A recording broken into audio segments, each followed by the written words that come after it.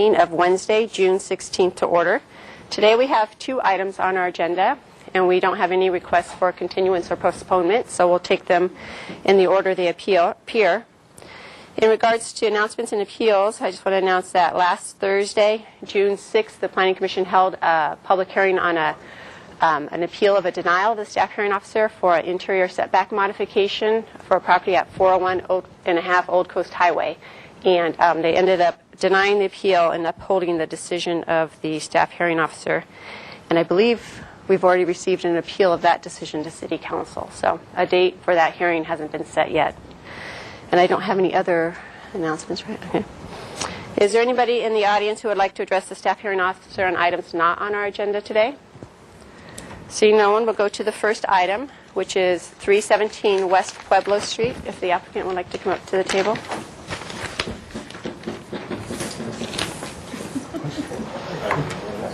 One of you, Tom. We won't bite. I might. Anytime you're ready. Thank you. The project site, located between Castillo Street, Bath Street, and over here on Los Olivos, also has a public alley running along here, is currently developed with the Sampson Medical Clinic and its associated parking, one annex building in this location. The proposed project involves the temporary installation of a PET-CT trailer approximately 1 or 2 days a week for an undetermined amount of time. The trailer will provide additional diagnostic services for the clinic in association with the clinic operations. This location has been chosen because of its proximity to the main clinic building and the ease of transporting patients for these additional services. Although this is within the required 6-foot setback, it appears that there will be no impacts associated to any adjacent property owner, in that the adjacent lot is developed with parking.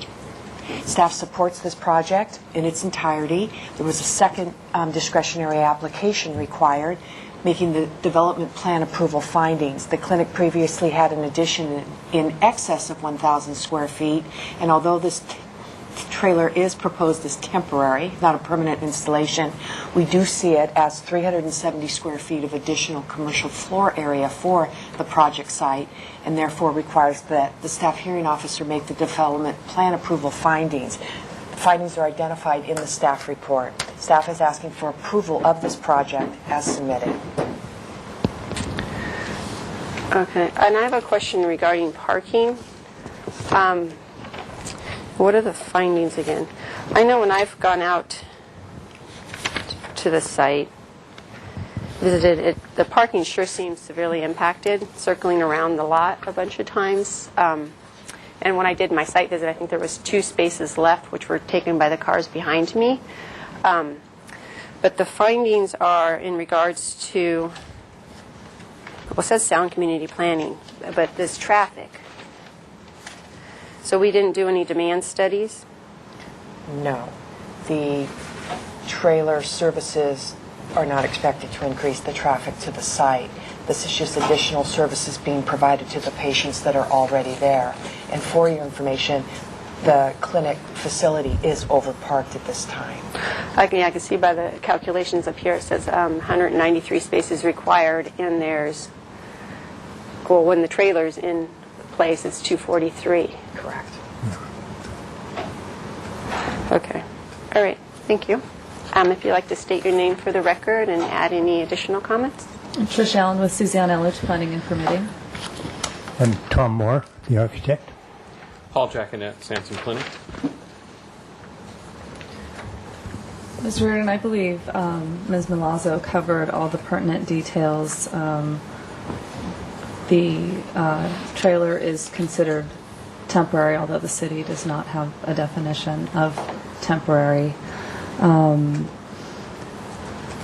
The sort of a technical mod that it would be located along that really alley. I always thought it was a private alley because I go to the clinic myself. So this location made the most sense in terms of, as Ms. Milazzo mentioned, getting patients from the clinic building into the trailer. We did go to the Architectural Board of Review and there were no aesthetic concerns with it. The ABR did not ask for any other improvements. Because of the temporary nature, we're going to park it there about once a week. I don't know if Mr. Jacquinet wants to explain a little bit more from an operations standpoint, the temporary nature of the trailer. Sure, I'd be happy to do that. The trailer is a diagnostic imaging trailer, mostly serving patients who are being or have been diagnosed with cancer. We currently don't have this equipment in the clinic. The quickest and easiest way for us to bring it in is on a temporary basis with the trailer while we evaluate the rest of the operations and determine is there a place to put it inside the clinic and when we could do that. So we've located it at this end of the building because it is adjacent to the rest of the diagnostic imaging department, and it's easy access for patients in and out of the building, and they don't have to walk from the front door, anywhere else in the parking lot. That's what I was trying to look here. So how I see a path of travel delineated here. How do they? Is there a door, an exit door from the building? There is here. Okay, so they'd go. So there's one exit door here. They would come down these steps and go to the trailer, and then for any patients that may be in a wheelchair, we've got a wheelchair accessible ramp and exit out this end of the building. And then, as you said, we've delineated a path of travel over to the trailer here. And they would always be accompanied by Right, they'd an be attendant escorted. because of the location of that access. Okay. All right, I think those were my questions. I'd like to open the public hearing. Is there anyone here who would like to address the staff hearing officer on 317 West Pueblo Street? No? We did receive a letter from Ms. Paula Westbury expressing concerns with the project. I don't know if you received a copy. Yeah, okay. Thank you. So I'll close the public hearing. Like I said, I went out to the site and visited the site. I'm familiar with Sampson. I think everyone in the community is. And like I said, my concerns are regarding parking. But based on the zoning ordinance, it is overparked, and there's not, with the temporary nature, a reason to do a demand study. So that's really not an issue in this modification. In terms of the interior setback, and if there's other locations on site where it might make sense outside of the setback, I think given the existing development on the site, this does make the most sense on, say, if you were to relocate it to some other place out of the setback, I think it would cause more impacts to the parking and circulation in this area. I think this is actually indicated for service trucks anyways, or there was some signage. Some service, maintenance vehicles, delivery, and there are some physician parking spaces there, so we which would will- displace the physicians. Yeah, well, you'd probably put some temporary signage up here. So Right. I think in looking at the existing development on the site, this does make the most sense with the temporary nature of it. And again, the other, not mitigating factors, but the other factors in the analysis would be that it is a public alley. The way it functions right now, I think the normal person who drives in there doesn't realize that that's really an alley. They might think it's a circular path for the for the parking lot, because you kind of use that in your hunt for parking space. So I could make the findings in the staff report and approve the project. I would like to be more specific, though, in the project description. It does say in the discussion area, it talks about the request is to park the trailer 1 to 2 days per week for an indefinite period of time. I think in the project description, I would like to also add that in, just to be clear that it is just 1 to 2 times per week. And so when people look at the resolution or the record later on, and the drawing. yeah, if you were to want to incorporate it into the building, we'd see what the approval was actually for at this time. So that would be the only change. There's no conditions recommended. I don't know that any are necessary. So I'll make the findings outlined in the staff report as indicated for the modification, as well as the development plan, and approve the project with that addition in the project description. Great. My action is actually appealable to the Planning Commission within 10 calendar days. They also have oversight authority of all my actions, and if they feel that this warrants additional discussion before them, they have the ability to call it up during that same 10-day period. And if either of those were to happen, Ms. Malazzo would contact you. Okay? Okay. All right, thank you. Okay, thanks. Very much.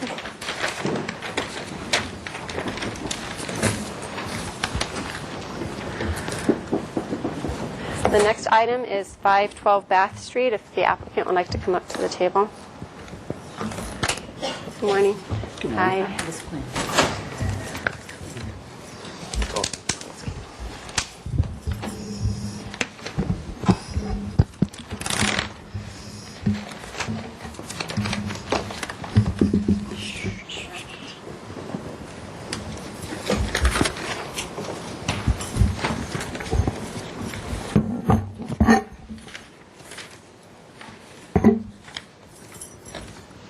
Found my rubber band.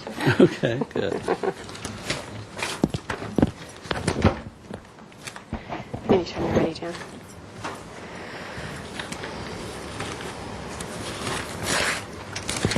Good morning, Mr. Eden. Dan Gullett, Associate Planner. This project is located at 512 Bath Street. It's a 1.1 acre lot that includes a portion of Mission Creek.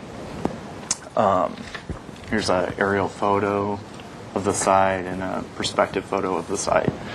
The proposed project includes demolition of a 10-unit apartment building and construction of 53 studio efficiency apartments for the Housing Authority of the City of Santa Barbara. These apartments would range in size between 320 and 445 square feet, and they would be affordable to very low and low income households and would be targeted to tenants with special needs and downtown workers. The project also includes one 2-bedroom, 921 square foot manager's apartment. The discretionary approvals that you're considering today for the project include a lot area modification, parking modification, 8 distance between buildings modifications, and an interior setback modification. And I'll describe each of those. And just backing up a bit, on the Bath Street side, the 3 buildings closest to Bath Street in the complex would be 2-story, and behind that would be 3-story buildings. The zoning ordinance variable density provisions would allow for the property to be developed with up to 27 studio apartments and 1 2-bedroom unit. However, the city's density bonus program allows for densities greater than those provided in the zoning ordinance in return for rent restrictions that provide for continued affordability to low-income renters. The city's affordable housing policies and procedures manual does have guidance regarding unit sizes for studio apartments. It recommends 400 square feet minimum for studio apartments, but it does have some exceptions that could be considered by staff, and those include when in light of site constraints and the targeted residency, that smaller sizes could be considered, and if there's attractive and spacious common area for residents. So as some of these studios are as small as 320 square feet,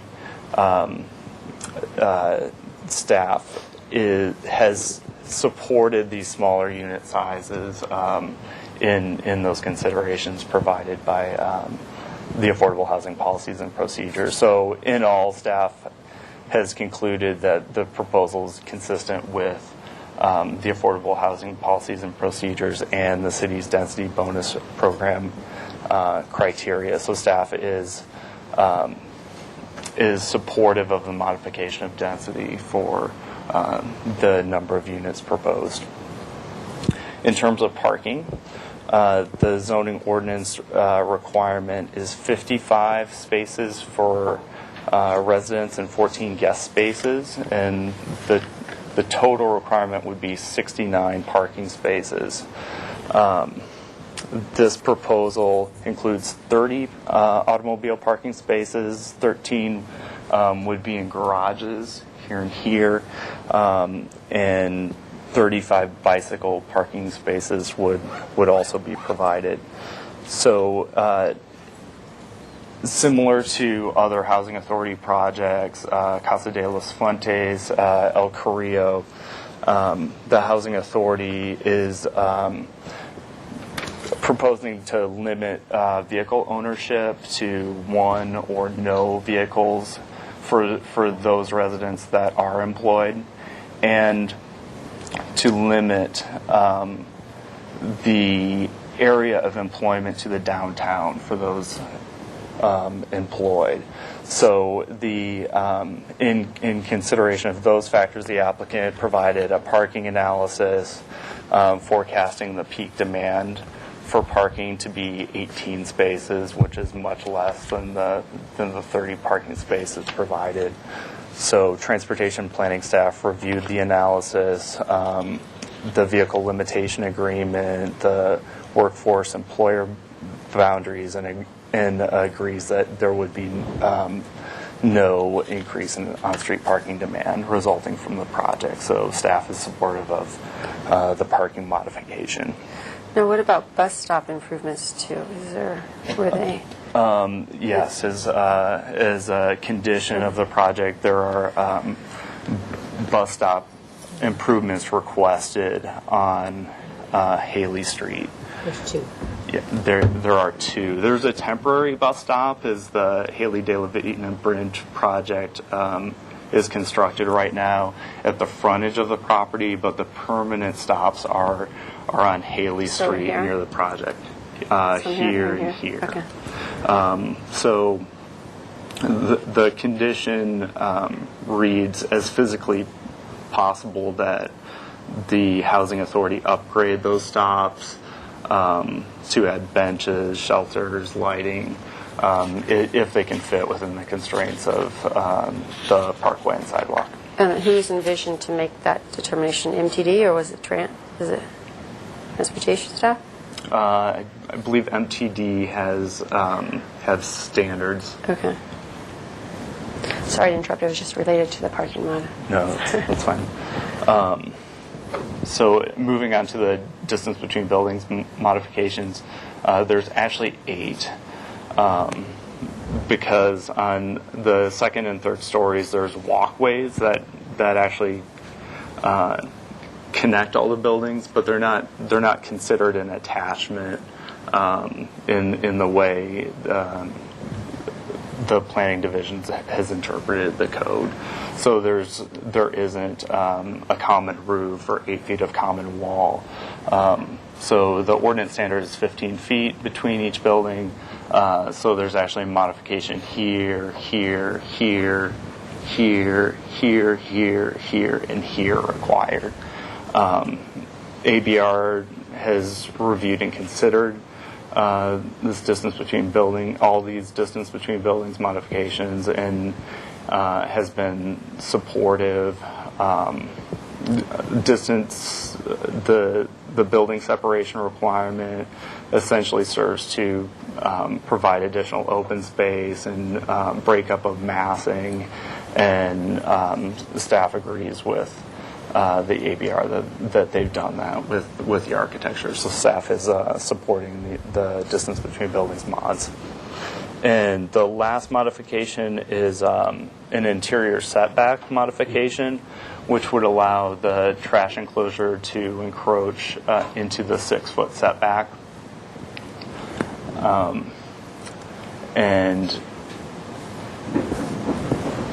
it's mentioned in the staff report that the neighboring property is a preschool at this location. So the location of the trash enclosure is actually opposite the trash for the preschool, and further back into their lot here is the playground for the preschool. So the thought behind providing the trash enclosure at this location would be to minimize disruption to the preschool, their playground, and the single-family residences along Haley Street. So staff is also supportive of the interior setback modification.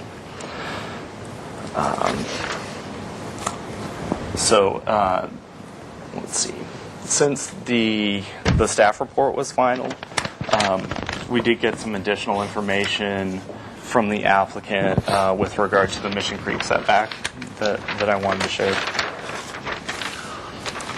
And this is a new sheet that was updated since you got your packet. But what this shows is this is the existing top of bank per the municipal code, and with this existing top of bank, all of the buildings are at least 25 feet from that line. And this is the timing of this project is a little odd with relation to the Mission Creek flood control project. We do have good information with regard to what the geometry of the flood control project will be, and staff's desire is to have the development at least 25 feet from both the existing and the future tops of bank. So this represents what would be the wall with the future flood control project, and it is a vertical wall, so the top of bank is considered to be the top of the wall. And they're not proposing any structures or anything. Wasn't there a mention of some kind of waiver?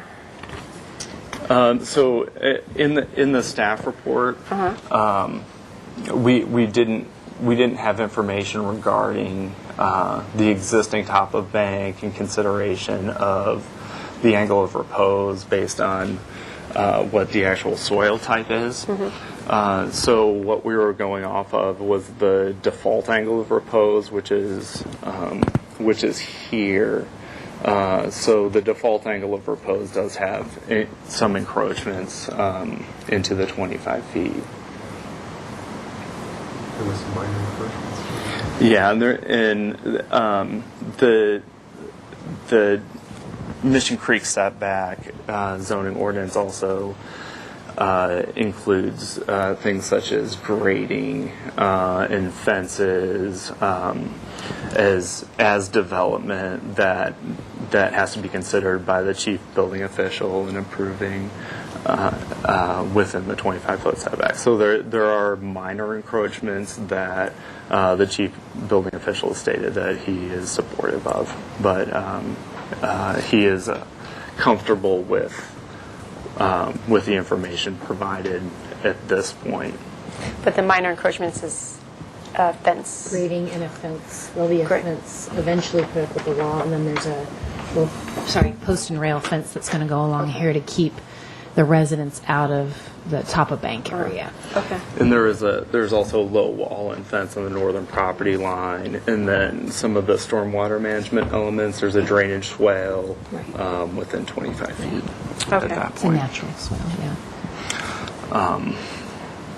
So staff at other locations in Lower Mission Creek has requested larger setbacks, but considering the existing development at this location and the affordability aspect of this project and the Housing Authority's willingness to grant both temporary and perpetual easements to county flood control for maintenance and construction of the Mission Creek project, and the Housing Authority's willingness to contribute to the Mission Creek project, staff is supporting the 25-foot setback in this instance.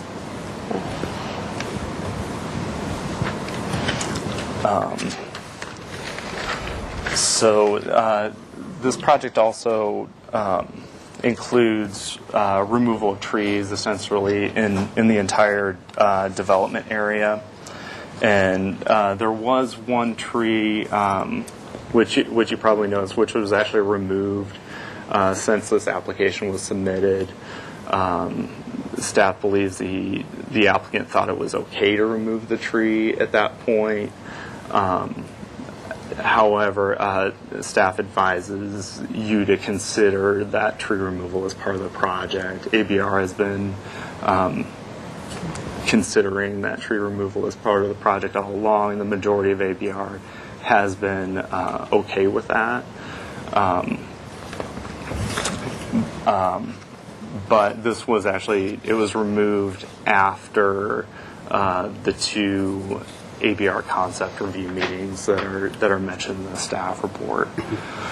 So the applicant actually brought this project back to ABR on Monday. It was an optional review, and I do have some draft minutes from that hearing. These are not approved yet by ABR, but I did want to just briefly go through the motion. So ABR asked that the applicant study the details of the proposed landscape screening along the north property line here with relation to the apartments. Also to also ask the applicant to bring details back regarding the replacement trees. And one of the board members asked for a different kind of architectural visual breakup of the buildings along the north property line. The majority of the board said the proposed projects size, bulk, and scale were acceptable as they did back in November. And one of the board members had concerns regarding the circulation bridges and asked that the visual impact of those bridges be minimized in terms of mass and scale. So the city's environmental analyst concluded that this project qualifies for an infill exemption. And before I conclude, I do have some recommended changes to the conditions in Exhibit A. I wanted to go through just real quickly. So condition A2 relates to the north elevation fenestration. I want to change that to include consideration of landscaping and not just window placement, size, and type. So my suggestion would be that the heading be north elevation fenestration and landscaping, and that we include and landscaping at the end of the sentence. Okay. Other changes, condition B9, downtown employer boundaries. The Housing Authority requested that we add a clause with regard to if a tenant was no longer employed by a downtown employer with relocation. So the applicant has suggested that we include that the project or owner shall relocate any such tenant to another housing project operated by the City Housing Authority, and this is what's new, or offered housing subsidy under the Section 8 Housing Choice Voucher Program. And we discussed this with housing and redevelopment staff, and they're comfortable with this. It would effectively do the same thing and allow the tenant to be relocated into another affordable unit. So they still would be removed off the site. That's correct. So either if they don't have room in another housing project, then look for a place willing to accept Section 8.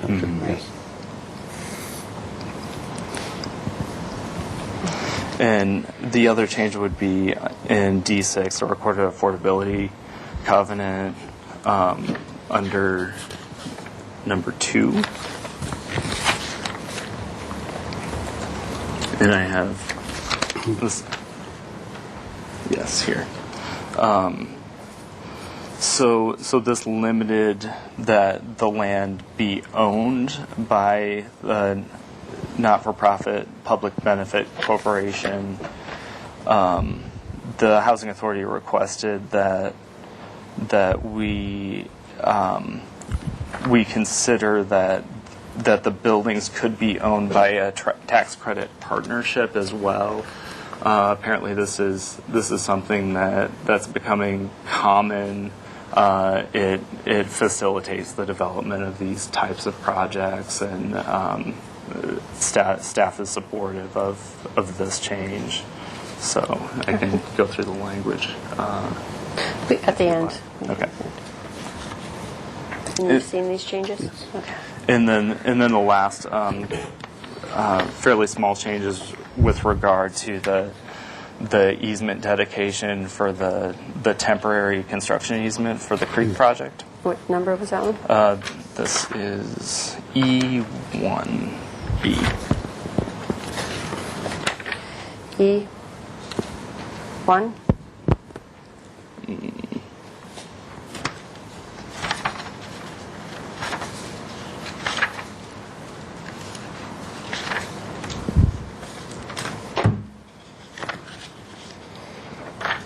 I'm sorry, it's C1B. So the flood control district just wanted to make clear that the temporary protective fence would only be in place during the phase of the Mission Creek project on the frontage of this property, rather than during the entire Mission Creek project.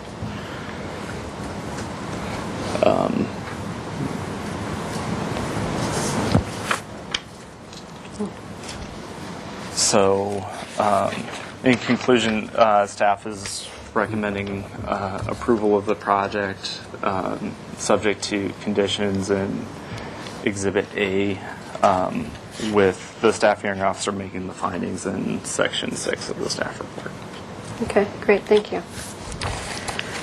If you'd like to state your name for the record and add any additional comments? Yes, Ms. Reardon, my name is Rob Pearson. I am the Executive Director of the Housing Authority of the City of Santa Barbara, and I'm here with Lisa Plowman with our architect, Piker Group Architects.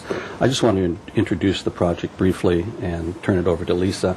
The Housing Authority, in pursuing the acquisition of this particular property, had two objectives. The first was to try to help clean up the neighborhood because of the existing apartment being within the creek setback.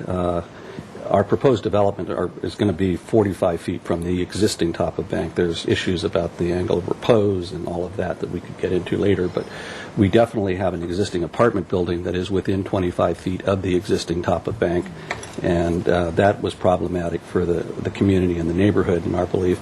There were also 4 old houses at the front of the property that were severely dilapidated. They'd been yellow tagged by the city. And when we got into the property, it was severely overgrown. There were actually homeless people sleeping in the bushes. There was drug dealing going on in the apartment. Suffice it to say that the previous owners were not really good managers of the property. So we looked at it as a chance to improve the neighborhood and also help the city meet its housing element in terms of providing affordable housing for low-income members of the community. One of the unintended consequences of our downtown redevelopment has been the loss of a lot of what I would call Skid Row hotels that really house people that lived on the edge, and I think the removal of those hotels or their conversion has added to the community's homeless problem. And unless we develop projects like this that have small units for people that would otherwise be homeless, the homeless problem is going to continue in the community. So we're attempting to do that. With respect to density for this project, if you look at our El Carrillo development, which was 100% for the homeless, that's at 124 units to the acre, so this is considerably less than that kind of density. Garden Court for frail elderly at 98 units to the acre. We felt that this is a fair structure in terms of number of units given the size of the parcel. It also equates quite well to our La Casa de las Fuentes development, which El Carrillo and La Casa being in the immediate neighborhood. So we are trying to help the community fulfill its affordable housing needs and also deal with the more recently adopted 10-year plan to end chronic homelessness that all of the communities in the South Coast have adopted. So this project moves in that direction in terms of half of the units being dedicated to housing people that are homeless or on the brink of being homeless. So we feel it's a good objective in that respect. The size of the studio units, the ones at El Carrillo are 250 square feet, and we've had great success there. We've successfully housed some homeless people whose last names are well known in the community and have had great outcomes by having the small unit and support services on site, and we will provide similar support services on this development. And we look forward to being a significant improvement in the neighborhood. So with respect to the tree removal, I would like to apologize to the people that felt that we were ahead of the game. It was our mistake. We probably should have completed this particular hearing with you. We felt that the concept review by ABR had been sufficient to take the tree down because it was necessitated given this site plan. We do want to put 2 specimen trees at this location, and we've offered to also do it as part of the Ortega Bath Street bridge replacement where there will be a pocket park, and we want to work with the city to provide a large specimen tree at that location. Our landscape architect is not here today. He's not here. Okay, but he did meet with the street tree committee, of which there is an arborist on the lead on that. He was of the feeling, that particular person on the street tree committee, that the ash was not appropriate for this location.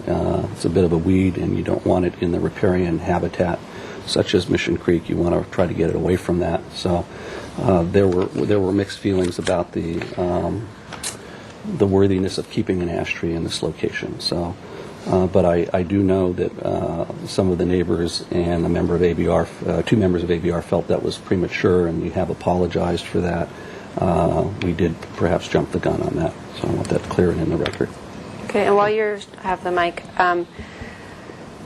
so the intended tenants for this project, in your letter you speak about special needs housing, and then like in the transportation study it talks about homeless transitional units.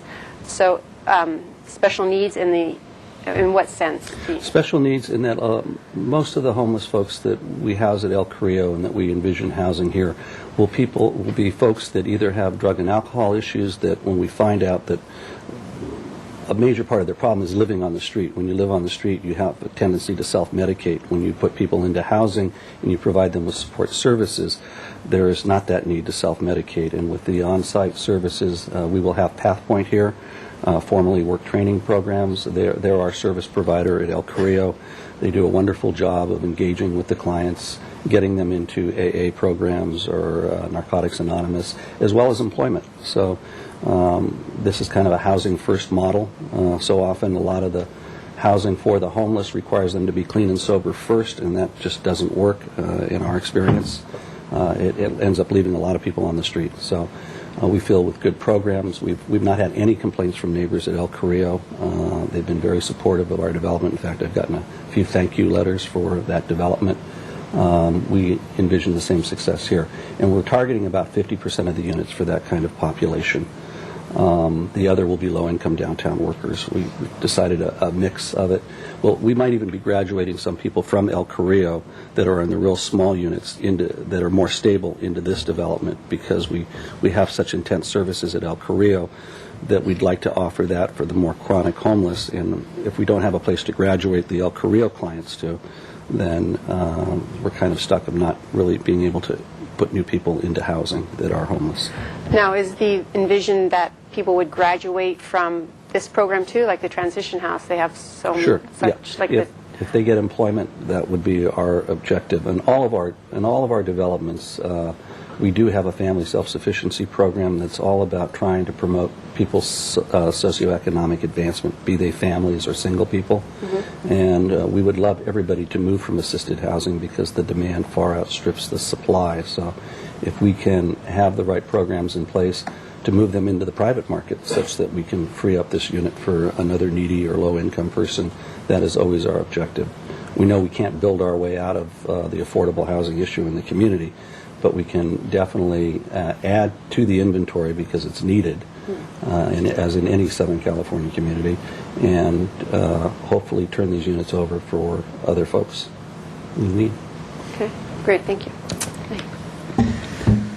My name is Lisa Plama with Piker Group Architects, as Rob introduced me. I just want to go through a couple of things, and I won't take up too much of your time. And Dan covered a lot of the issues. One of the things that I want to talk about is, as Rob said, 50% of the residents will be for very low-income downtown workers, and 50% will be for special needs. And there's the 53 studio apartments with one manager's unit that's above this community center. Some of the other facilities on site include a recreational center here. There'll be laundry facilities on site. There are management offices, and as Rob said, there's going to be the on-site support services for the individuals living in the community. I did want to note that the Housing Authority and Piker Group held two, and also David Black, our landscape architect, held two public meetings very early on in the design of this project with the neighborhood.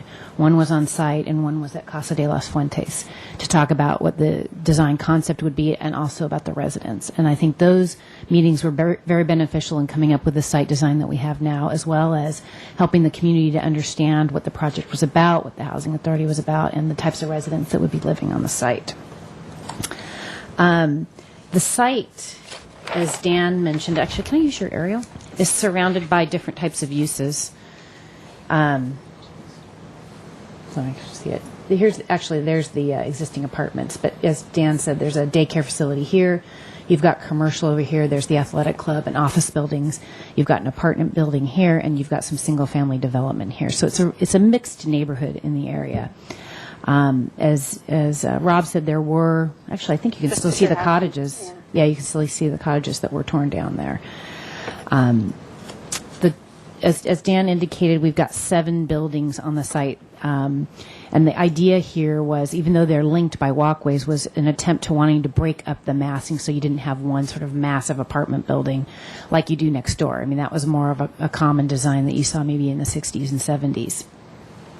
It's also focused around a courtyard, which we think is very beneficial to the community members. They can come out here and socialize and integrate with one another. And that's actually an important part of recovery process for people who are coming out of homelessness, is to have a community. The project is also designed to have an element that opens up to the creek. Right now, the development sort of blocks the view of the creek, and we've designed 2 sort of visual corridors down here, and the recreational room opens up out onto the creek. We did want to put some fencing in here, as we mentioned, because it's important to keep people out of the area towards the top of the creek bank. And so a low post and rail type fence would be installed in here.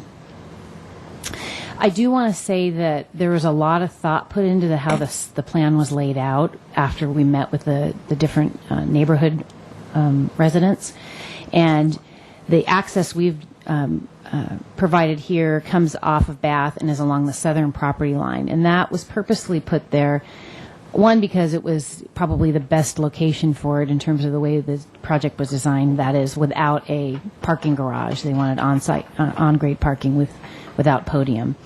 But also you have the single-family development and the daycare facility along this boundary, and we thought setting back from that, and if we had to set back from any surrounding development, that would be the most important development to set back from. I think it's also important to note that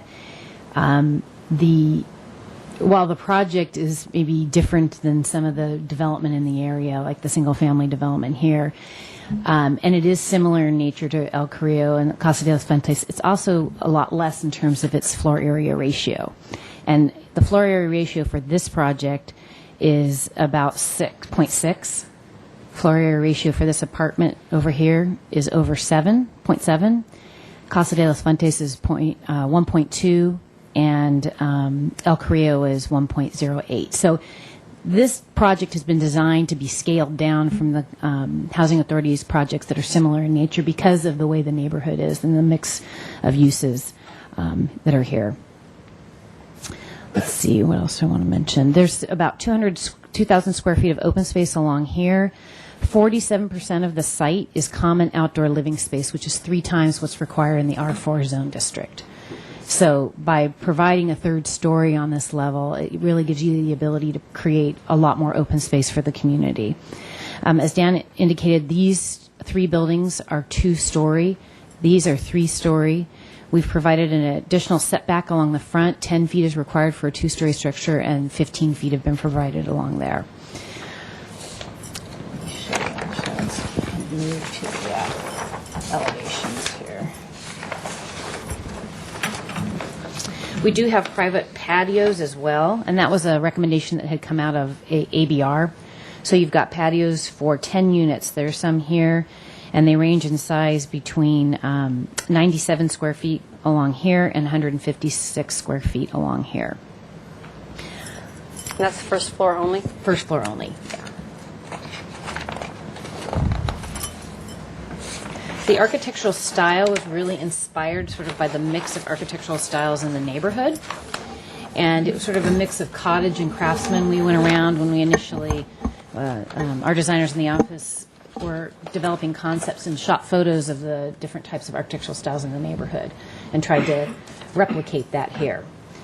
So what you've got is you've got the typical pitched roof that you would see in a craftsman development, which is 7 and 12. You've got a wide front porch along the front elevation that sort of mirrors some of the craftsman style homes in the neighborhood. We've got large rafters and exposed rafter tails. You've got shingle and plaster siding, which is common in craftsman style. We've got some details that include shutters and planter boxes and trellises that you can see along the front elevation as well. Let's see. So here's the Bath Street elevation. This is the southern elevation along the driveway, which we worked with ABR quite a bit, actually. I feel like we resolved those. Here is the elevation that will be along the creek. And then this is the north elevation. And just to sort of address one of the comments that came from ABR, previously the design was such that you didn't have a belly band along here and that the shingles were vertical in the sense that they went from the eave all the way to the ground. And that was one of the comments from an ABR staff member. We're going to be studying that. That changed because we had to put these doors in actually to provide access to those patios based on one of their recommendations.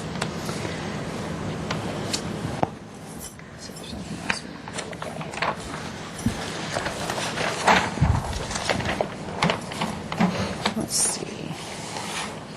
I think Dan really spent a good amount of time going over the various modifications, but one of the things that I want to point out is that it's common and even written into state law that housing projects of this nature, of this level of affordability, really do require modifications to development standards.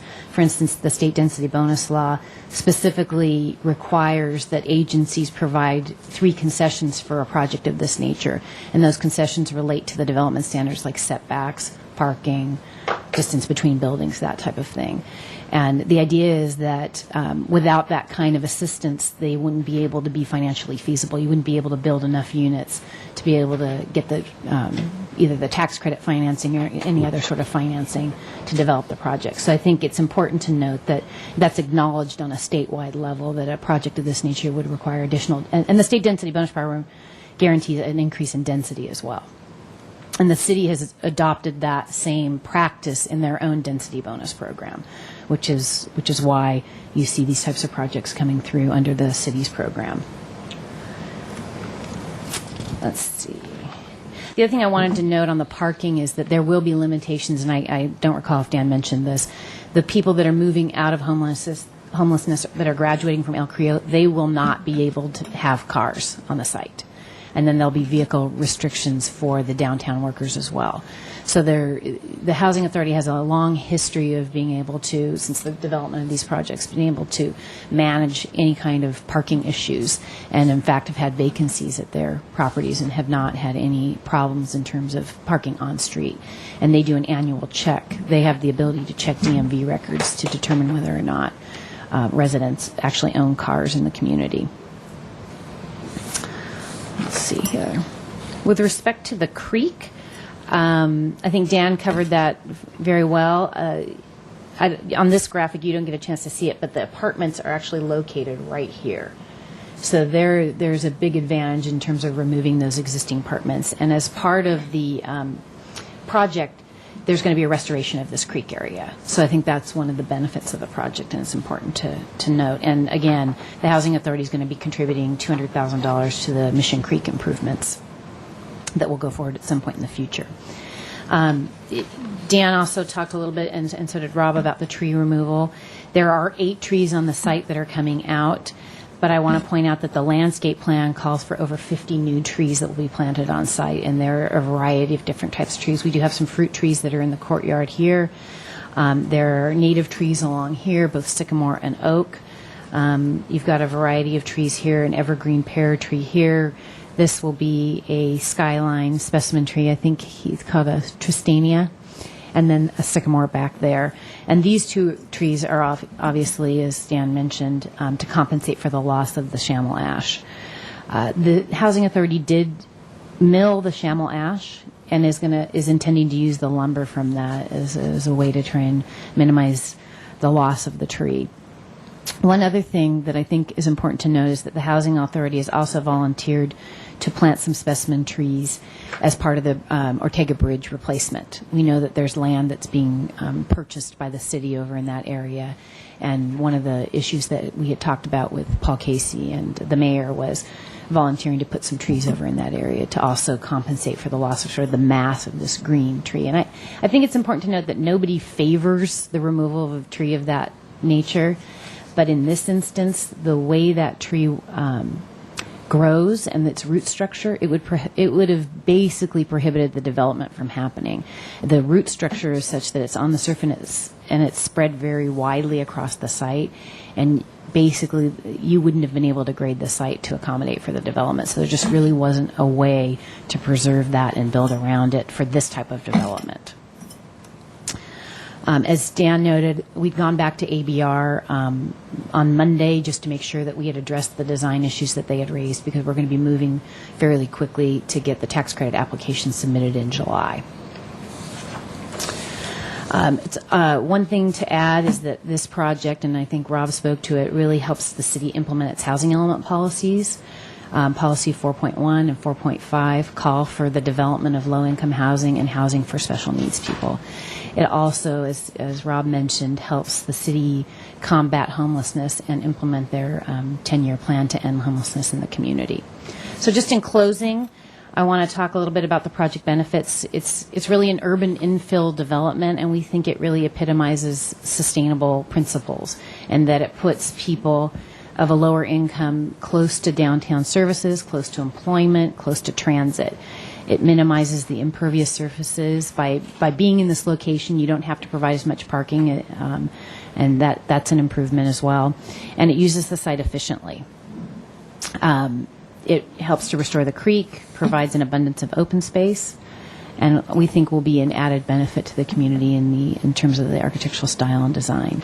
So we're just requesting that you approve the modifications and then the changes that Dan covered for the conditions of approval. If you have any questions, I'd be happy to answer them. Okay, If great. I could just have one closing comment, and that is that the development we truly envision as being an improvement to the neighborhood. Those of the neighbors that we've met with who have viewed our other properties in the neighborhood realize that our standard of maintenance is probably far superior to the private owner that runs apartment buildings. So I think the neighborhood can rest assured that the quality of the management and the ongoing maintenance will be superior to excellent, and we're committed to doing that. We figure if we get these kinds of concessions in any neighborhood, we have a great responsibility to the neighborhood to maintain the property appropriately and manage it so it has no impacts on the neighbors. Okay, thank you. Great, thank you.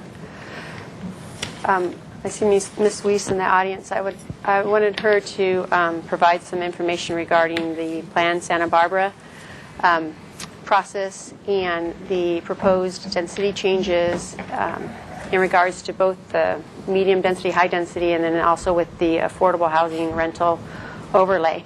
But first I wanted to see if there's people in the audience who want to provide public comment on this project and you haven't filled out a speaker slip, if you could please fill it out while Ms. Weiss is talking and then hand it to Gloria Schaefer, that would be great.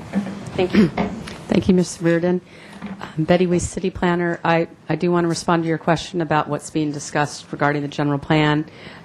Yet first state regarding our current policies and programs for density bonus and affordability, and the staff recommendation, which includes the planning division as well as the housing and redevelopment staff, that the proposed project is consistent with city's policies and programs for affordable housing. The bonus density requested for a 100% affordable project are completely consistent with prior projects approved by the city and with the programs as Dan Gullett outlined. However, there is a lot of discussion going on now with the update of our general plan to look at changing the city's density standards and for one reason to have built-in more density where people don't have to, like this project, ask for what appears to be a substantial bonus. So specifically where we are right now is in a week or so, the Planning Commission recommendations will be before the City Council. The Planning Commission is not necessarily unanimous on all these issues, but there is a clear majority on the part of the Commission to establish both a medium-high density and a high-density category.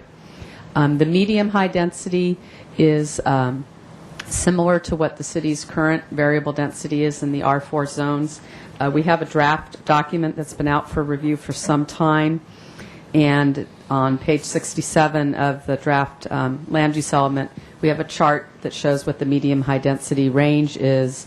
And again, my understanding in this project, no unit exceeds, what, 500, 600 square feet? It's 445. Yeah. So, except for one. So anyway, the average unit size formulas that we've been talking about for the medium-high would be somewhere in the range of 25 dwelling units per acre for units of 800 square feet or smaller.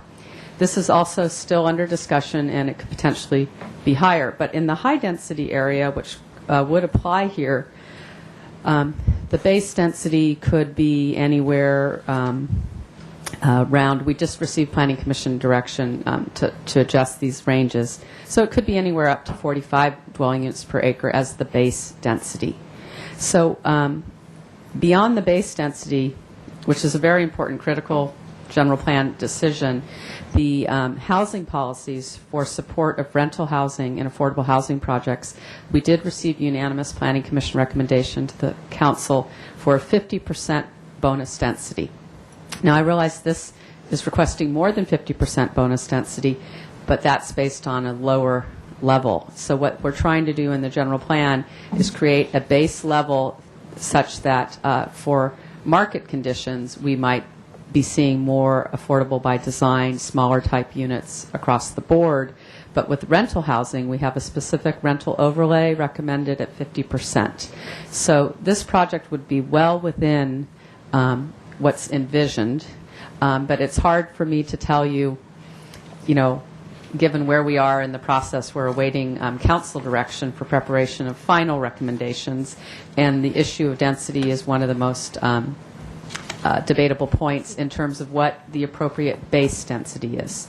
But it really has not been particularly controversial in terms of bonus density for rental and affordable like this. Mm-hmm. So that's why I can tell you that I feel very strongly that the project's consistent with existing and proposed affordable housing programs.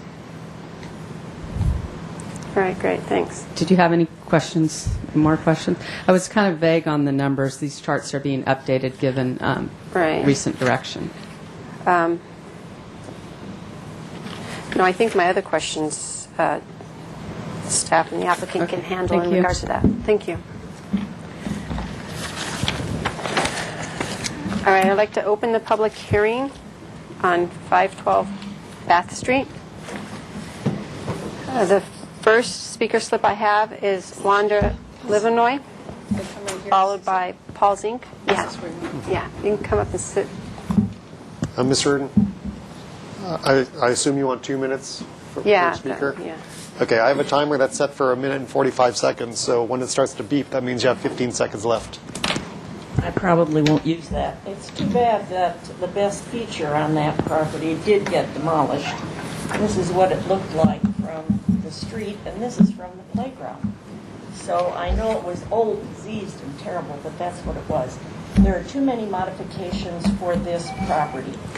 Parking modification, the 15 feet, the 3 stories, we're trying to do too much. Having the trash near the front yard, this is what happens on Bath Street. This is what happens. People do dump things, they do leave things. That's not the area for the trash thing. And one thing that was brought up this morning that I just think is outrageous. Here is this poor person who has a job. Maybe he lost his job. Maybe he's getting a new job and he has to move out. Is that neighborly? I mean, I think that's a really strange thing that they have to be working in the downtown area. They can't work elsewhere. I'm sorry, but that does not seem like neighborly to me. That's it. Great, thank you. Hi, Paul Zink, followed by the last speaker slip I have is Suzanne Reardon. Yeah. I'd actually like to have more than 2 minutes. I'm a former ABR member, or I am an ABR member. I'm speaking on myself. I don't represent the board, but I want to go over a couple of points and show you a couple of pictures. I'm glad that there was an aerial photograph, and you got to see some pictures of the tree. I'm sorry about that. The issue that is so important to me is the process in which all projects in this town go through. And as we all know, when this project first started, they submitted the application to the city, and there would have been a DART review. And the DART review, before it got into ABR, would have covered some main key elements. One of them is that trees should be preserved and protected. Mature trees should be integrated into the project design rather than being removed.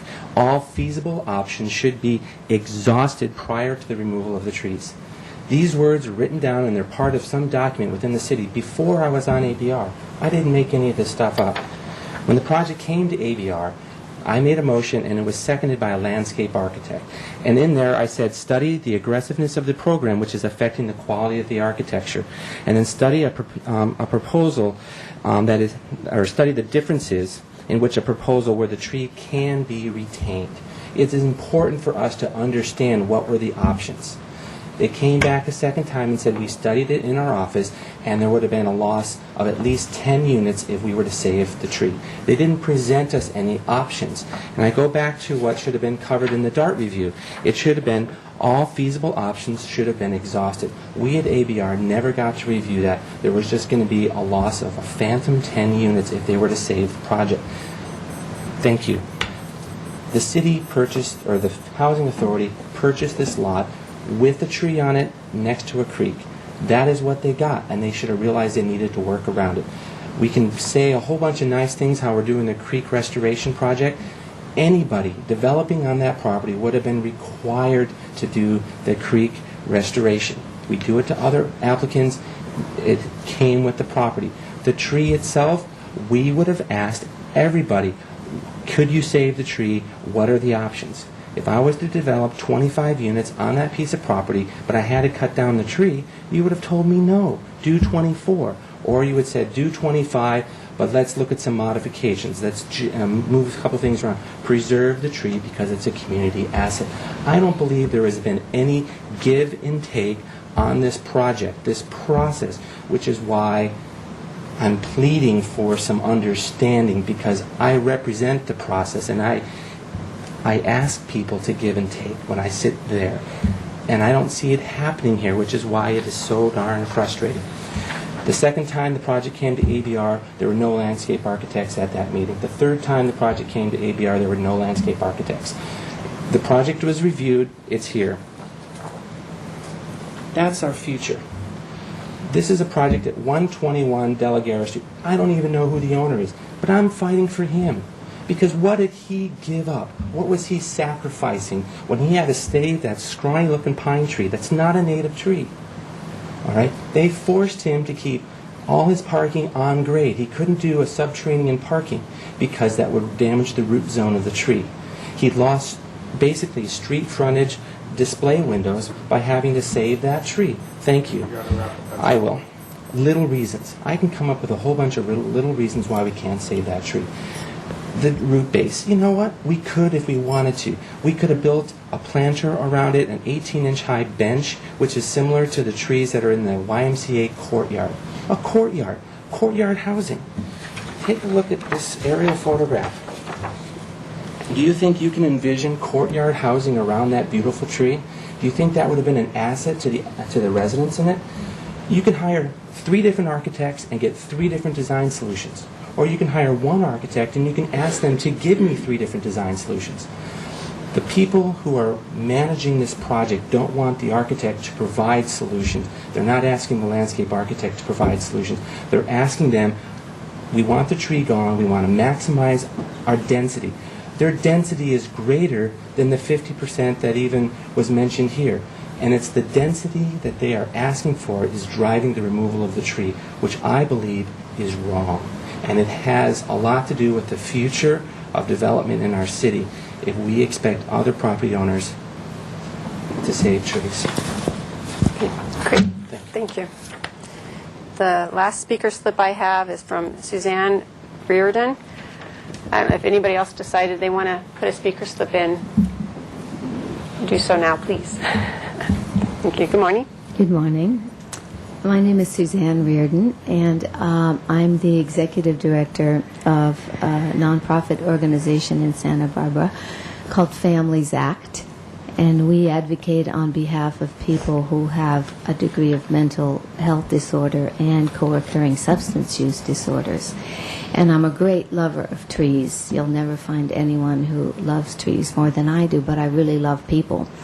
And I know how many thousands of people in our community are homeless and untreated and unserved in terms of their special needs. And I think there's a tremendous need to house people and provide them with supportive services, people in this category. And I think anything that this community can do in that direction will be a wonderful asset to our community. I know the neighborhood very well. I've been a member of the athletic club. I have a friend who lives in this development currently. And I know the fig tree, which is not far from this particular site. And I know the tremendous need of so many people in that particular part of town. And if some of them can be housed, and if we can house some downtown workers, I know that the property will be beautifully maintained and managed as the other projects that the Housing Authority has undertaken have been. And I really wholeheartedly support this project. Okay, great. Thank you. Okay, I've received no more speaker slips. Do you have my letter pile that was here? Yes, you do. I received a letter from Paul Zink and then from Paula Westbury. Yeah, you do. From Miss Paula Westbury, it's expressing concerns with the project. Have you received? Yes. And then the other letter I received via email was from Paul Zink explaining similar comments to the public testimony. The project's too aggressive for the site. It needs to follow the same rules of everyone else. Tree removal, urban infill, regarding the tree protection ordinance, the environmental code of ethics, creek restoration, and again the tree removal. So those are the 2 letters I've received. Have you received any other correspondence? No. Okay, so I'll close the public hearing. I do have a number of questions. I waited to ask them because I figured there'd be some that were answered during the opening comments and stuff, and there were, but I still have some more comments or questions.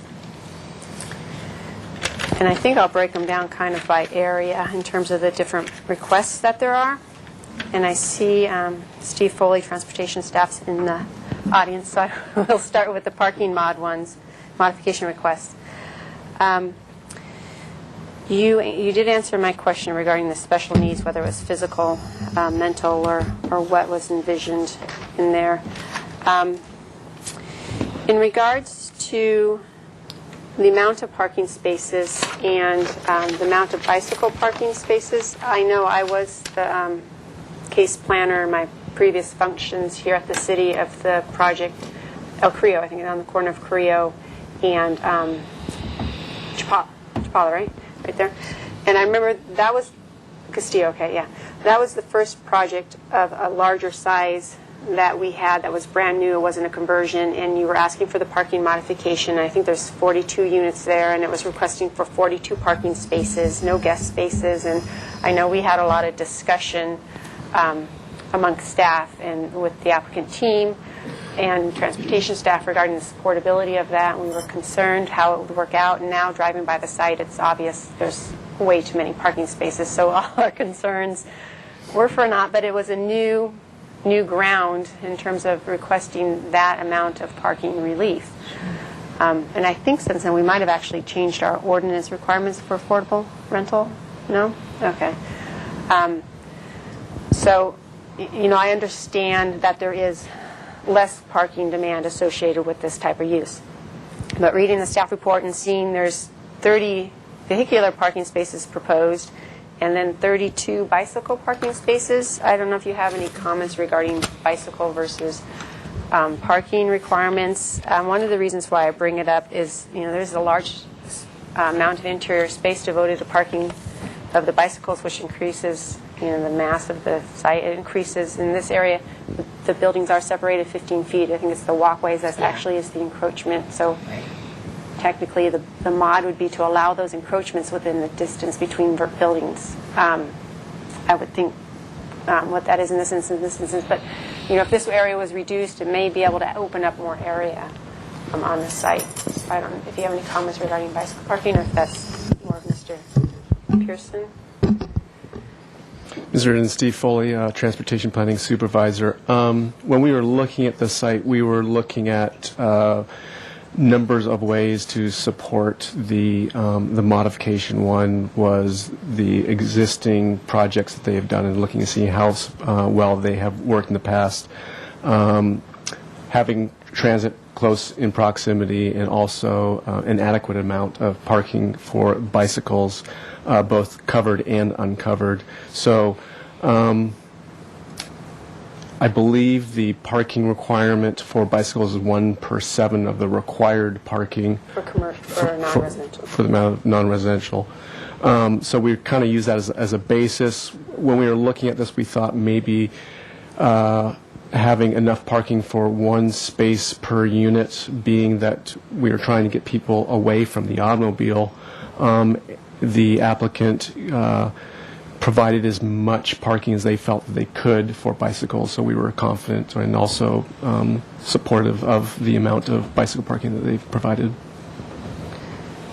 Okay, and do we have a requirement for a ratio of covered versus uncovered bicycle lockers, or? There's not, at this point, we are working on updating the standards, but we do not have a specific. It is convenient, and we find that when a resident or a worker has a covered space and they're convenient, they're more likely to use them. When they're outside and exposed, they have a tendency, for security reasons, not to have them, or they get stolen, or they just don't feel as comfortable. So we find that there's a higher usage of the bicycles when they are in a secured location. They don't necessarily have to be enclosed, but at least covered in a secure location. Okay, great, thank you. Did you want to add something? We are trying to promote bicycle usage in all of our downtown developments, so we are in agreement with the extra space. If it proves unnecessary, it's easily converted for other storage needs if it's not being used, and there's always needs for storage in any development. I don't care whether it's high-end or low-end or whatever. So, but we're confident we'll get the usage of the bicycle space, and we'd like it secured. We agree with all the comments that have been made. Okay, what about your other developments in terms of bicycle ownership? Does it seem higher? When it's secured, you will see higher usage. But if it's outside, you will not find as many bicycles on site.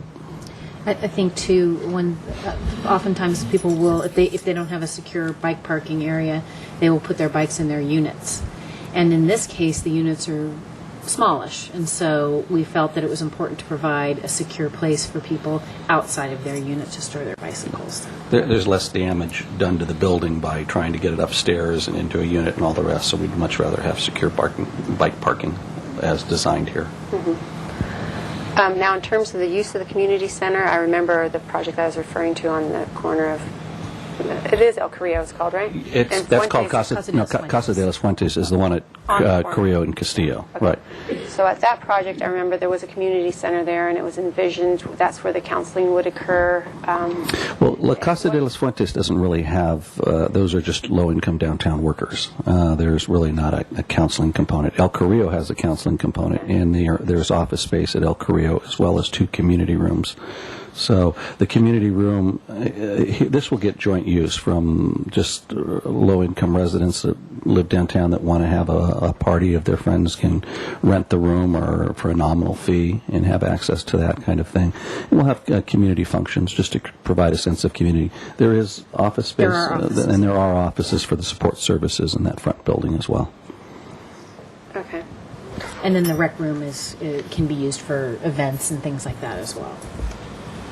And was that type of use thought of in the traffic and parking study here?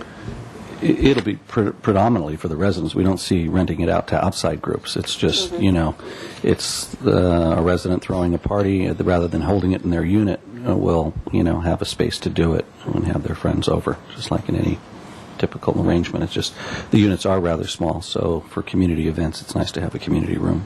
And the parking analysis did include assessment of guests. Yeah. Okay. And then in terms of visibility exiting the site, when Dan and I went out to the site yesterday, and I realized that the driveway is closer to the property line here, but it's good I was going slow because right as I got up here, a woman with her stroller came across with the sidewalk. So the visibility here was nil. I just happened to wait to see if someone was coming by. And I couldn't see that it was addressed in the plan.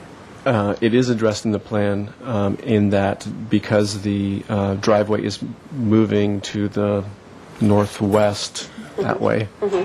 I believe I measured out about 11 feet, and the requirement is a 10 feet visibility from edge of driveway. Plus, because of the width of the driveway, the cars will be more likely further to the right, so you'll have you'll have additional space for visibility. As you observed at that corner, there's a fence right at that corner to the southeast, and so the movement of the driveway will mitigate that current deficiency. Okay. And I think the landscaping that's going to be planted here, it will be low in nature so that you'll be able to see over it. And that was the idea. Yeah, that would be the requirement. And then in terms of the parking area, Dan,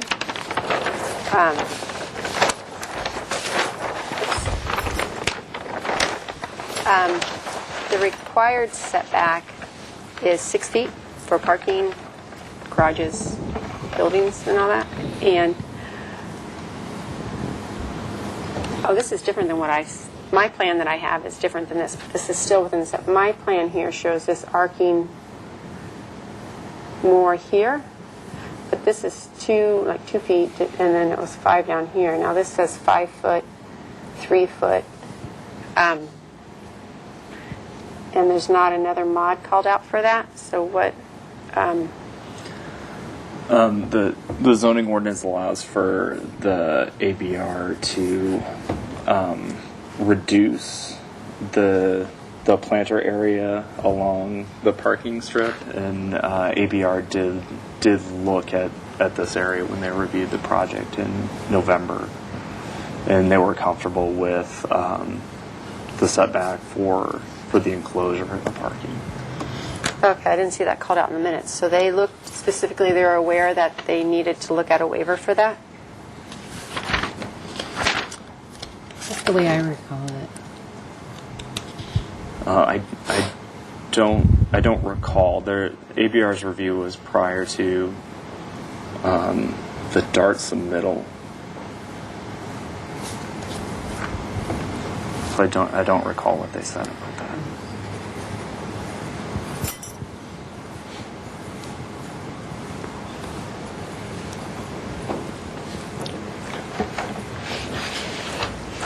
The other thing I was wondering is there's that provision in the code that allows for parking or turnaround areas in the R3 or less restrictive zone to be located within the setback of at least 5% of the total area used for parking and turnaround is landscaped.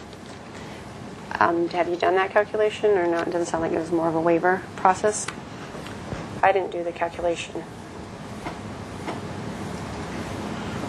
They are providing landscape areas and parking fingers and permeable paving in the area, which is permeable paving wouldn't qualify as landscaping, but there is landscape area and parking fingers along.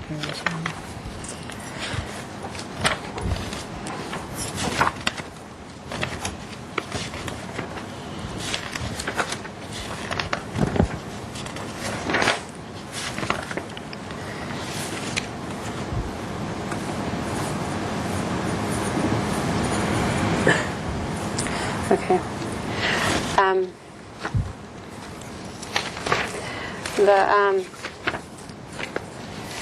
So I think that was with the parking stuff. In regards to the trash area,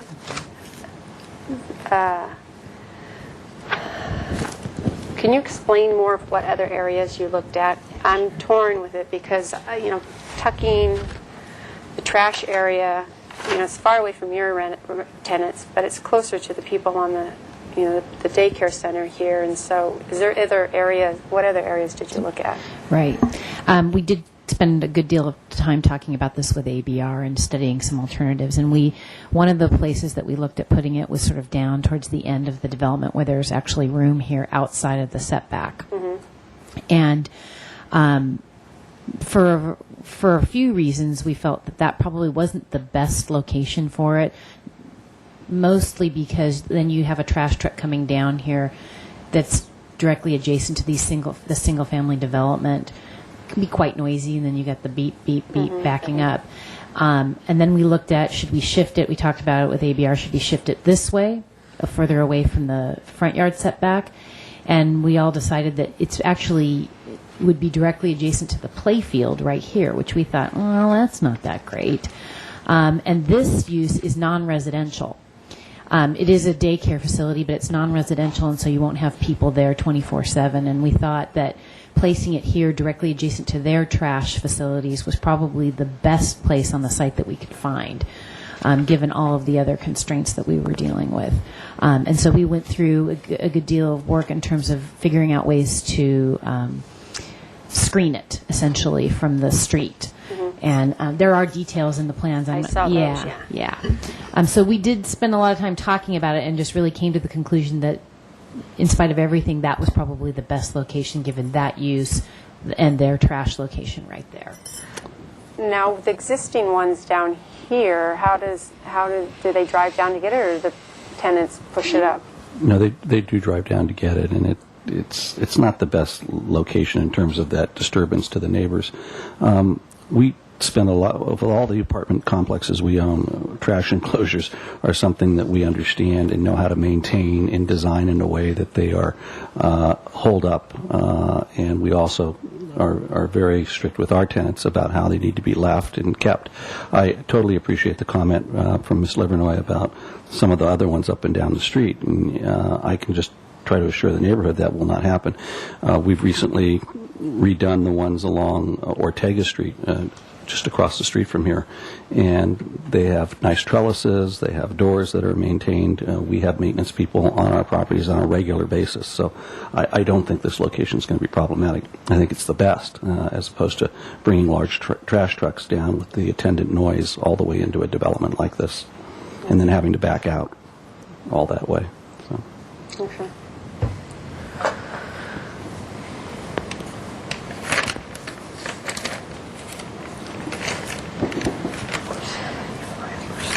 I do see Stephen Falstich in the audience.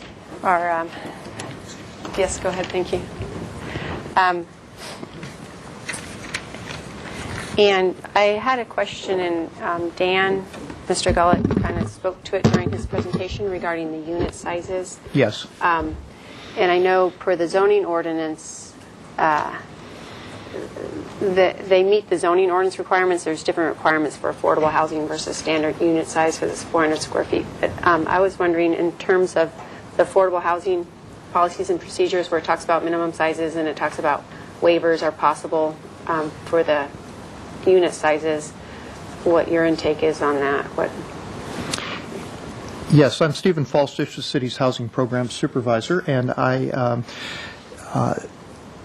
am aware of the minimum unit sizes. Of course, the logic behind setting minimum unit sizes has to do with the expected occupancy of the unit.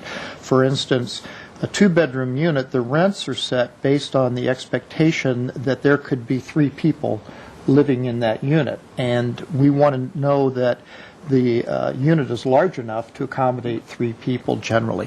But as you noted, the minimum unit sizes are subject to exceptions as approved by the Community Development Director. And in fact, Paul Casey, our Community Development Director, Assistant City Administrator, has approved a waiver of the minimum unit sizes here. And the reason is that in this situation, the smaller unit sizes really do further the city's affordable housing goals. The smaller sizes have worked out very well for this target clientele in other projects, as has been noted. And of course, in developing affordable housing, the finances are key to the feasibility. And one thing that helps the financial feasibility tremendously is increasing the density.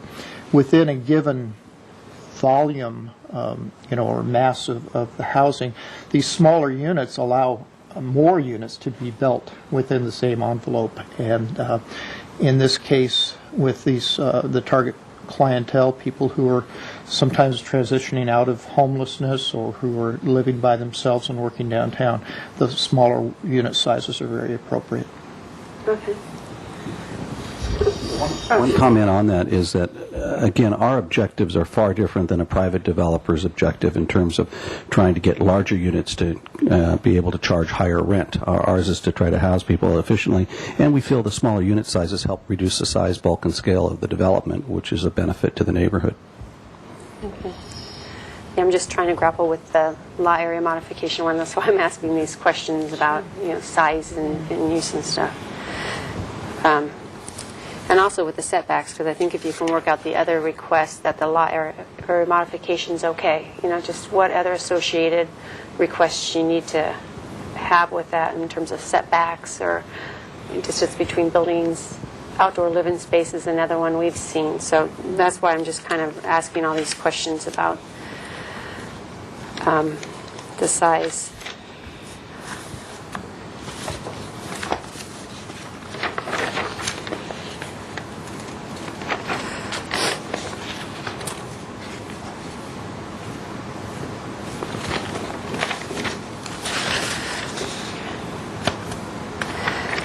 Okay, I think that was my question with the time. Thanks, Stephen. All right, so I think those are my questions. Actually, maybe that is the best, this landscape plan maybe.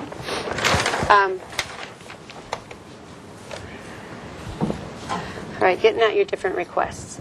I'll do the lot area mod last because, like I said, if we can get all the other ones ironed out, then that's like the final question. Okay, in terms of your the trash enclosure and the location, I agree that having it up near the site is more appropriate than in the back because of just all the nuisance with the truck. It's still going to be a nuisance having the trash adjacent to a property. What is this zoned actually? Is this R3 still? I didn't look. I believe it's R4. R4? So on this property, the R3, R4 lines here. So this is R3 and this is R4. I think this is R4 too. I'll look at the zoning map. Okay. So in terms of, front of the lot, back of the lot, I think front of the lot makes more sense. In terms of, in the interior somewhere or on pushing it to the outside, it doesn't work in the interior in this case. Could the trash area be reduced in size? It doesn't seem that it's real excessive in size. You have the two dumpsters. It doesn't look like it could be maybe this way a little, but it doesn't look like it can be narrowed. Right. We're achieving about 75% recycled materials in our dumpsters now, too, which is really a goal of ours internally. So we're doing really well on that score, and that size gives us plenty of options to even increase that. That size trash enclosure gives us a capacity to even go larger on the recycle because the recycle does take up more space ultimately in terms of the containers that it needs to go in. And you said you had community meetings, and there's no representative here of the preschool, right? And in discussions with them. We have good relationship with that one's run by the school district, and we've had good relationship with them, and they're aware of our plans and chosen not to make any comments one way or the other. They're just too busy. One of the teachers was at our first meeting. At our first meeting? Yes. Okay. Yeah, on the site.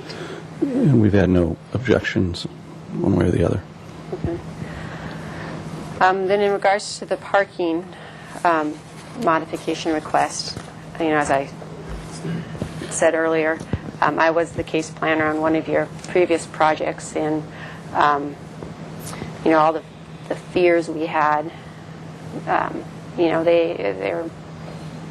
do a good job of policing is not really the right word, but of monitoring. And a lot of this education that we do along the family self-sufficiency and trying to promote that socioeconomic advancement, we've been able to work with the client group and prove out that an automobile ownership is an expense that you really want to try to avoid at all costs until you can truly afford it and not be in a location in a housing like this. And the location's perfect, and there's a certain amount of freedom we're hearing from our clients that feel that they've given up the car, and when they need one, they can go out and rent one. Much cheaper all the way around. And there's the bus service, and so I think the parking mod, I can get there. Now the distance between buildings, I know you and I have had discussions on other projects with distance between buildings and encroachments, and didn't necessarily agree eye to eye. But there are quite a few distance between building requests, which could also relate to the density that you're requesting. And so, looking at these, I think, it's interesting. Mr. Cotta and I worked on amendments, I guess it was 2 years ago now, coming up to 2 years in August, where we tried to clarify standards and simplify things, like types of projects or improvements we typically see that require mods, and try to see, well, maybe those should be standards or not. And one of the clarifications we made was regarding encroachments with distance between buildings. And we made it clear that like balconies, unenclosed, uncovered stairways, those types of things could encroach into the distance between buildings. However, we put it at 3 feet. And so when you look at, thinking about it, seeing this project, a 3-foot wide stairway, maybe that was a little too strict. So when I looked at this and I saw, it's 15 feet, they don't really need the modification here, but you do, because the walkway's 5 foot. It exceeds that. So technically, the buildings are the 15, at least up in this area. The buildings are 15 feet. It's the encroachments that are going into it. And same with this buildings 4 and 7. They are 15 feet which, the building itself meets it. It's just the encroachments between the buildings. So I think visually from the street, I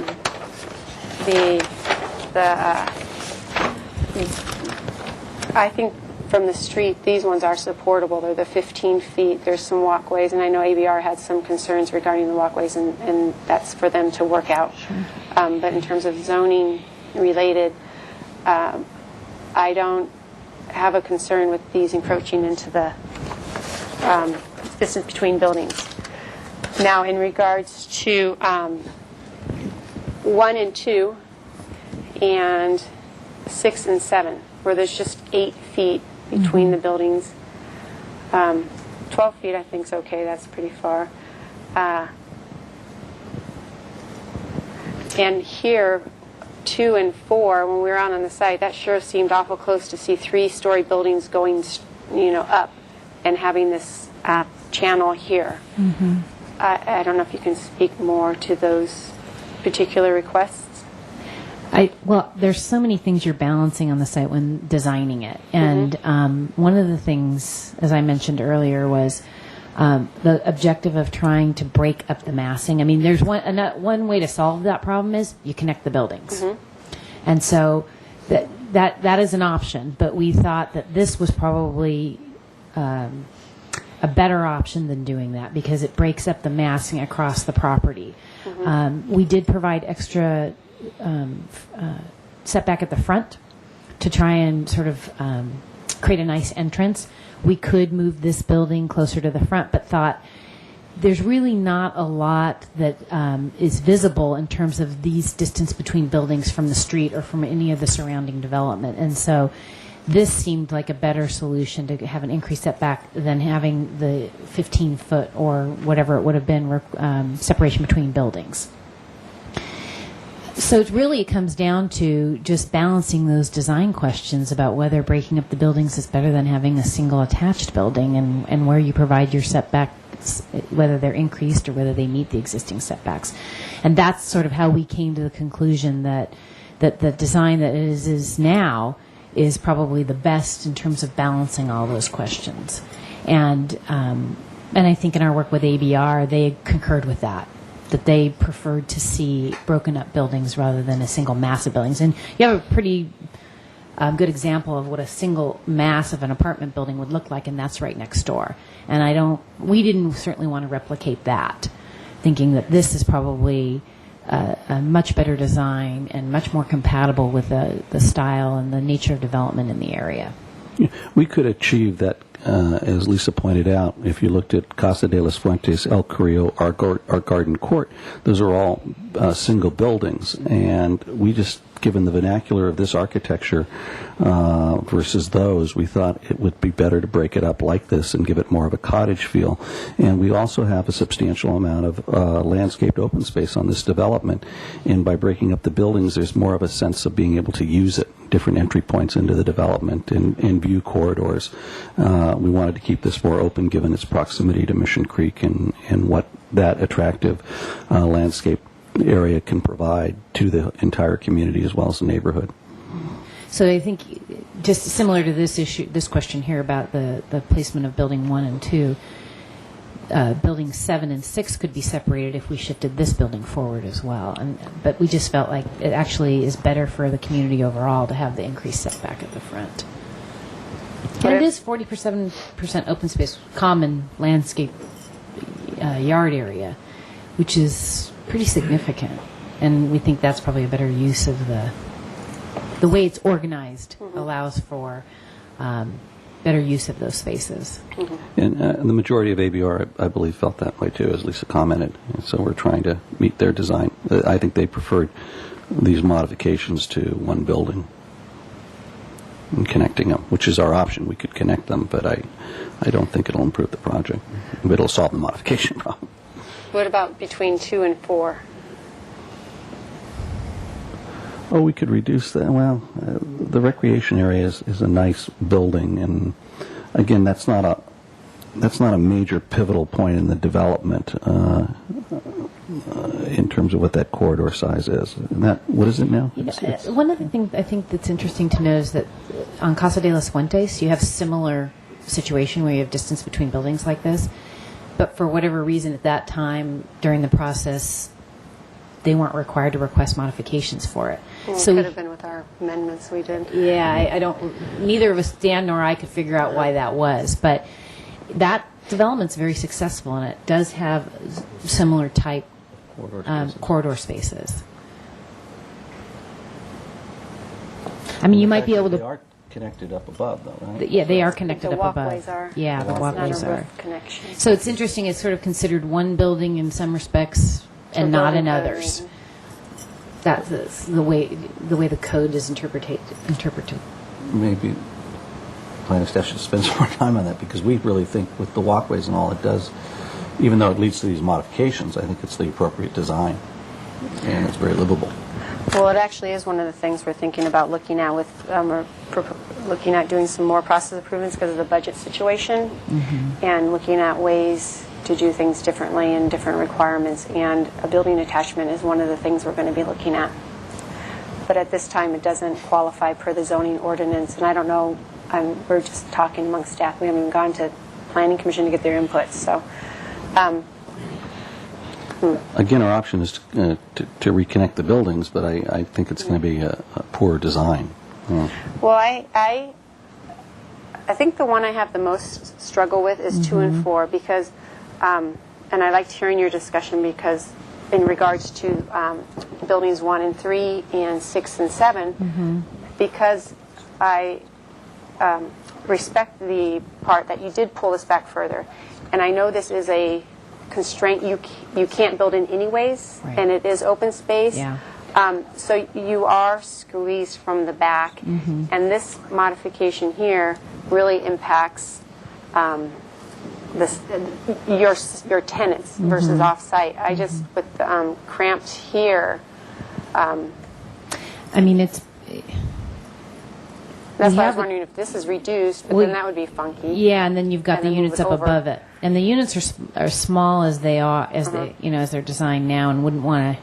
It would make them pretty difficult to function if we reduce them any further. And there are units above this that would be affected by a change. But I think we had tried to maintain this view corridor down here towards the creek, which was why we shifted this building over slightly. You can see there's a slightly different Yeah, but this setback approaches between. into that view right here. This It does. Yeah, no, it does. But I think we were trying to maximize that as much as possible. What's the condition on the second floor above the recreation room? There's Is it one unit or two? It's 2 units. 2 units.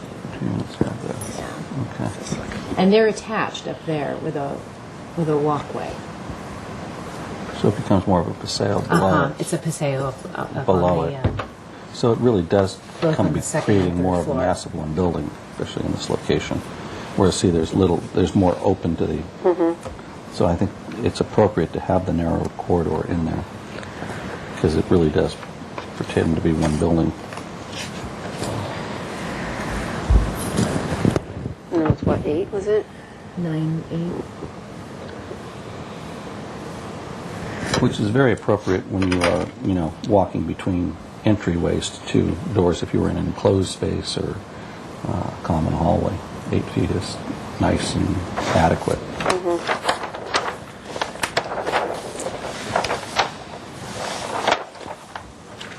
Ms. Plowman, can I ask a question about that? Is that fully covered?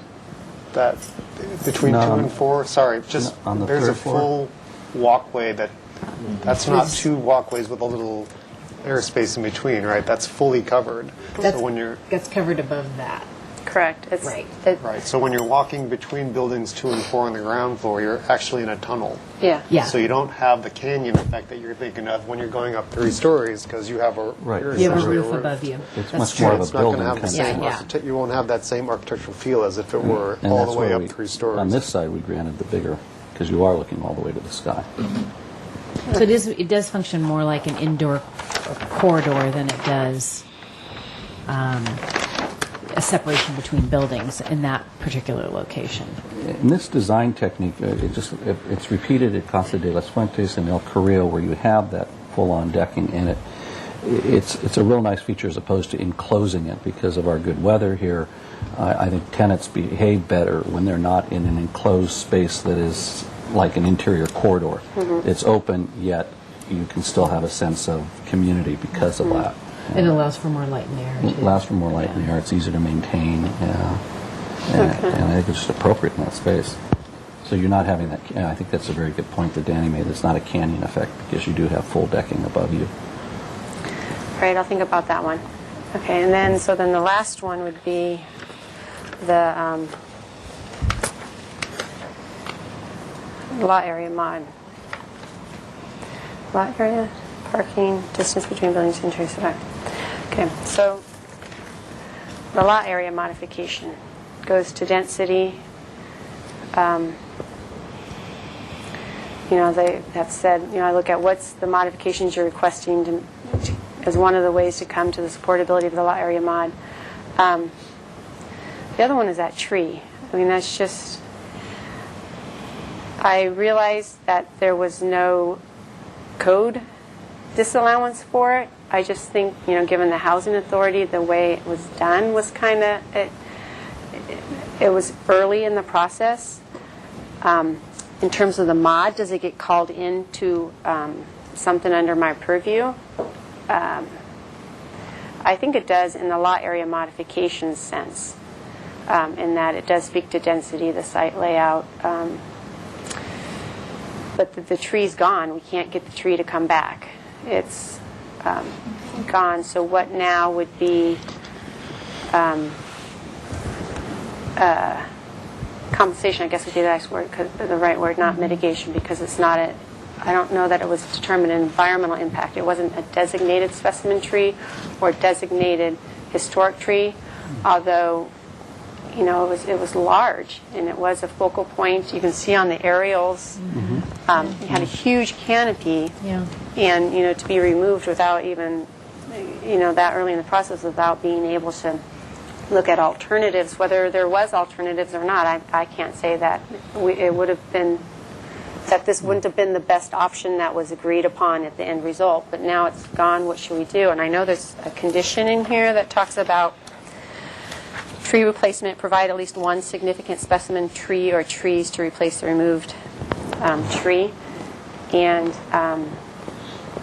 looking at different guidance that we have in terms of city documents, like the conservation element talks about removal, and which is the quotes that Mr. Zink pulled out from the staff report about incorporating them into the project design. If they're removed, replaced on a minimum 1-to-1 with specimen trees. And then you look at our Master Environmental Assessment guidelines, and it talks about 3-to-1 for non-native trees, and like for native trees and stuff, 5-to-1, 10-to-1, depending on what the habitat is. And I understand this is an infill site.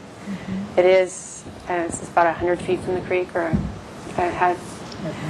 it's not real close to the creek. So, what would be adequate compensation for it? Would be a question. And I see part of your plan is to have at least 2 significant trees. And I know there's discussion whether you want to do a bigger tree or plant a smaller tree that would grow bigger. And that's something I think I'd leave to the ABR. But I think that I should specify, at a minimum 3 trees that reach, would reach. There's sycamores that are going in here. There are oak and sycamore that are going in along the creek. It's the timing of those that we're concerned about, and they will be specimen trees eventually. And but we don't want to plant significant trees in this area until the Mission Creek improvements go in, because then they could end up damaging them. So we're sort of trying to figure out the timing of that. But certainly there are multiple trees along the creek that will be equal to those specimen trees in the end, in terms of height. Maybe work with the ABR then to get it in another location out of that this is your riparian replacement stuff, and that here's 1, 2, and then another one somewhere. I think we agreed with at the bridge replacement project at Bath and Ortega, we would be responsible for putting that tree in and paying for it when that project goes in, because that's a good location. I believe Mr. Moselle and the ABR, when I met with he and Paul Casey and the mayor, thought that would be a good plan, and he was one of the ABR members very concerned about it. In fact, I talked with Mr. Moselle since then, and he likes that idea. You had mentioned in your opening comments, and I know that this would not require review by this Street tree committee. Yeah. Right. My English translation. But I know when you remove trees in the setback area, they do suggest Permits. well, you require a permit, but replacement or what's adequate replacement. But all the discussion was just that it's a invasive tree. Or, And we did get permission from the city arborist. We did go talk to him before we took down the tree. And some 25 years of running the housing authority and overseeing it, this is the first mistake we've made like this where, we don't do this kind of development willy-nilly and go out and rape and pillage land and remove trees like this. We really thought with concept review from ABR, there was no way that this tree was staying, given that concept review. And we should have waited till we got through this hearing with you, and I started my comments with that apology. Yeah, no, I know. It's gone, and we want to try to mitigate, and we'll do anything to try to mitigate it. Our landscape architect is here.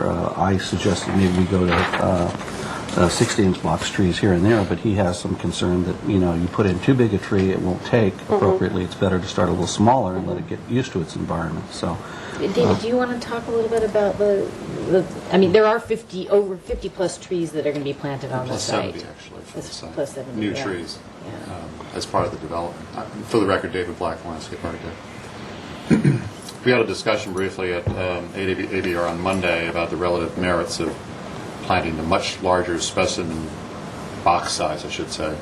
And I think most professionals would agree that there's no real advantage to that other than the fact that it might provide you with some instant visual impact. But at the same time, I think it's felt in the profession that a smaller tree planted and allowed to adapt to its particular site will ultimately provide the same size and scale as a tree planted in a larger box size and probably adapt to the site much better, particularly native trees. So it was my recommendation that the 36-inch box tree, and I just did a project recently here in town of a 36-inch box sycamore is probably 16 to 18 feet to start, so which is significant, and I have every confidence that within 5 years it'd probably be 30 or 40 feet, so as tall as the buildings themselves. So certainly not as tall as that ash tree, but certainly that has the potential for being a rather sizable skyline tree ultimately. And as Lisa pointed out, we, as part of the creek restoration work, we have a number of sycamores there too, in addition to the other 36-inch box tree that's being proposed at that end. So from a practical perspective, professional perspective, I think 36-inch box is probably the most appropriate. And I know there's discussion about 60-inch boxes and stuff, but I think that's sort of silly. And David, counterproductive. Can you maybe address, we had some discussion about whether or not it would be appropriate to plant a larger tree up at the front, but David had some concerns about the scale of the plantings there in the buildings. Yeah, the relative scale as it related to the buildings. If you're talking about a tree that's going to, let's assume a skyline tree is going to reach 50 or 60 feet. That is the lower profile portion of the site, and I just think that would be out of scale, whereas a lot of the trees that we're proposing in this location are more in the 25, 30 feet at most. If there was any opportunity to plant another skyline type tree, I'd say maybe in the courtyard at this location here, maybe one. And the only concern I had about that is this area is being used for infiltration. Yes. And there are tanks in there. So there's the potential to conflict between the root structure and the tanks that are going to be installed there. I guess my concern is I wanted an additional tree, if there was one required, to actually work and not be forced on the site. And that's why we brought up the idea of planting an additional third tree at another location, city property. The one that's been suggested is at Bath and Ortega, a small park that may be developed there in the future. So, again, it goes back to not wanting to force either a 60-inch box tree or a tree that's of an inappropriate size on a site and spaces that would not be appropriate. I would add, we really approach this project as looking as an improvement for the neighborhood, particularly as it relates to Mission Creek. The removal of that 10-unit apartment building is key to the city's plans to improve Mission Creek, and they would have had to buy it themselves at substantial cost to remove it and do something with this property. So we're a little ahead of the game in terms of helping them do that. We also envision Mission Creek improvements going in concurrently with our development of this property, and we were willing to do it, all of our improvements as part of their project, put it as part of our contract. Unfortunately, the city has gotten off schedule for its plans for Mission Creek, nothing of our doing. So the best solution, according to the city, is to provide them with $200,000 towards the creek improvements. Anything they want us to do during construction, we're happy to do, but we obviously don't want to be planting trees that are later going to have to be removed and then replaced again because of the creek improvements. But we'll landscape this to any degree that they want because we want it to look nice as soon as our project is completed. But it's just a scheduling issue at this point. So I think that's a substantial benefit that this project provides, is the removal of that 10-unit apartment building so it gets out of the setback. And all the non-native landscaping will be removed as well, and that's another objective for the community. It's basically a big wall of ivy at this point. And I would point out, because I've done work on Mission Creek, but we have a significant frontage on the creek, and I can't overemphasize the visual impact that that's going to be once it's matured. I mean, with the sycamores and the oaks and all the riparian plantings, and it's going to be this incredible improvement to this property.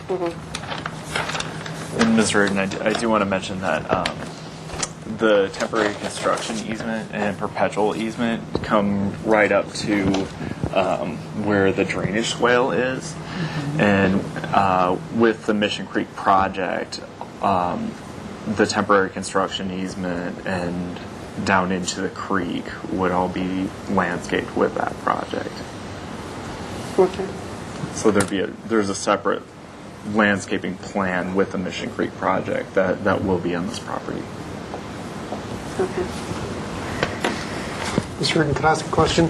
No. Okay, go ahead.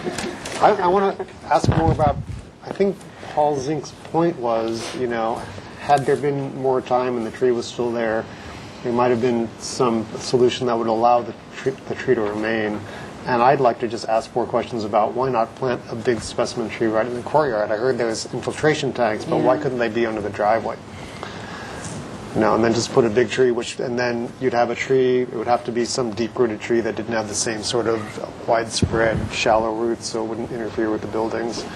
But then you would kind of replicate over time what was there with that ash tree. Sure. Well, the way we have designed it now, I think, with the grades of the site, the natural grades, the tanks work the best in here. The site sort of is graded, so it slopes. I think slightly I guess we're going to be draining out this way. So the engineers thought that was probably the best location for it, but that might be able to be worked out. But I'm not sure planting a gigantic specimen tree in the middle of an open courtyard is the best use of that courtyard. Because basically what you end up doing is taking up the light and air that you're trying to provide with that courtyard with a big tree that creates a lot of shade and whatnot. And that had been actually an issue that had been raised by ABR, was what's the shadowing effect in here? Is that courtyard actually going to get sunlight? And we did a whole shadow study for them that demonstrated that it does get sunlight.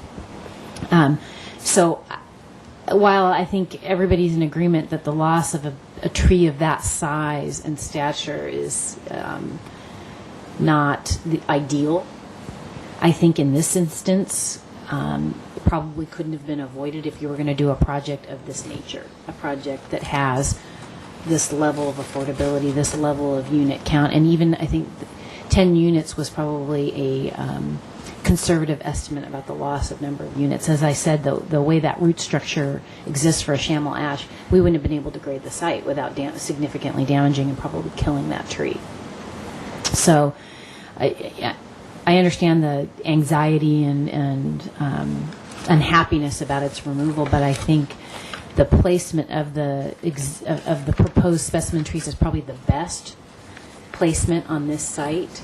I just think sort of the romantic notion of replacing it in its exact location probably isn't really the best thing for the project overall. And I don't know, David, do you want to speak to that at all?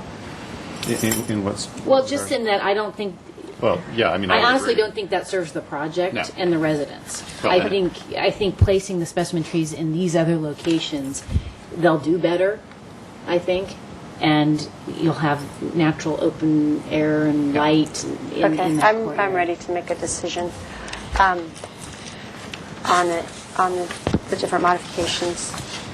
We've had a lot of discussion on the tree removal and replacement and that kind of thing, so I just need to come down to a decision. So as I broke it out earlier, the trash enclosure, I think, it is the more appropriate location on the site. It has the least amount of impacts to the neighbors in terms of location up front versus in the back.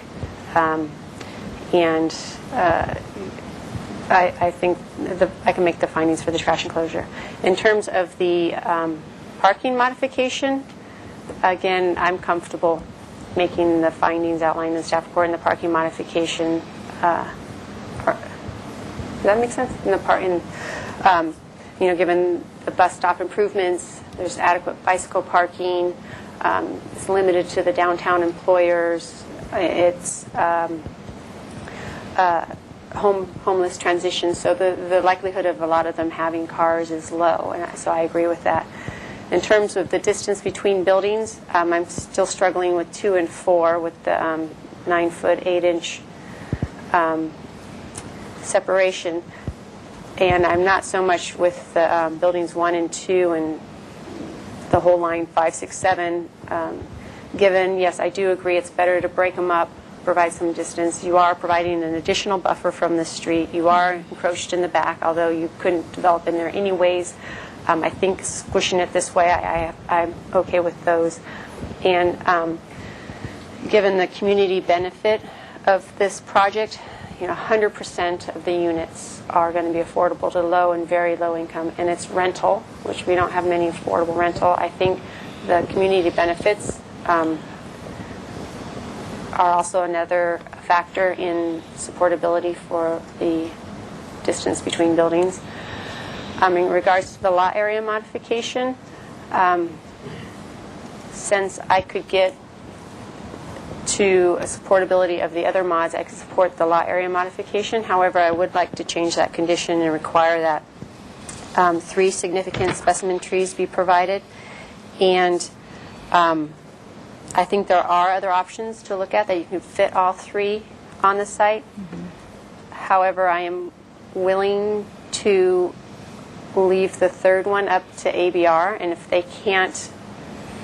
they truly don't feel it could be fit on the site, whether it's in the courtyard or the trade-offs with putting in the courtyard then affects the usability of that area in terms of light and air and that kind of stuff, then I would be willing to accept it to be off-site in the park that was mentioned. But I would really like the 3 to be on the site outside of the creek setback area, because the landscape plan is going to be established almost by others and what kind of trees and stuff's in that area. So within the buildable area outside of that setback area, 3 specimen trees.